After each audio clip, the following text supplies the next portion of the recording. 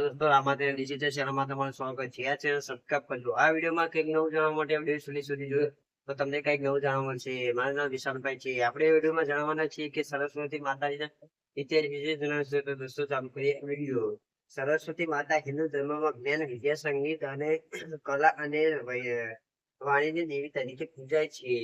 તેમને બ્રહ્માજીની શક્તિ અને પત્ની તરીકે પણ માનવામાં આવે છે. સરસ્વતી માતાનું સ્વરૂપ ખૂબ જ શાંત અને પવિત્ર માનવામાં આવે છે. તેઓ સામાન્ય રીતે સફેદ વસ્ત્રો ધારણ કરેલા, કમળ પર બિરાજમાન અને હાથમાં વીણા, પુસ્તક તથા માળા ધારણ કરેલ દર્શાવવામાં આવે છે. તેમનું વાહન હંસ છે, જે જ્ઞાન અને વિવેકનું પ્રતીક માનવામાં આવે છે. વિદ્યાર્થીને શિક્ષકો, કલાકારો, સંગીતકારો સરસ્વતી માતાએ વિશેષ ભક્તિ કરે છે. ખાસ કરીને વસંત પંચમીના દિવસે સરસ્વતી માતાનું પૂજન વિશેષ મહત્વ છે. આ દિવસે લોકો પુસ્તકો, વિદ્યા, વાદ્યો અને અધ્યાત્મની સામગ્રીની પૂજા કરે છે અને માતા પાસે જ્ઞાન તથા બુદ્ધિની પ્રાર્થના કરે છે.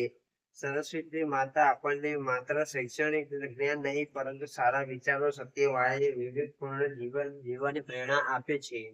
તેમની આરાધના દ્વારા જીવનમાં જ્ઞાનનો પ્રકાશ ફેલાય છે. અજ્ઞાનનો અંધકાર દૂર થાય એવી માન્યતા છે. તો દોસ્તો તમે સારું લાગે લાઈક કરી દેજો. ચેનલ પહેલી વાર ચેનલ સબસ્ક્રાઇબ કરી દેજો. તો તમને દરરોજ નવું કંઈક જાણવા મળશે.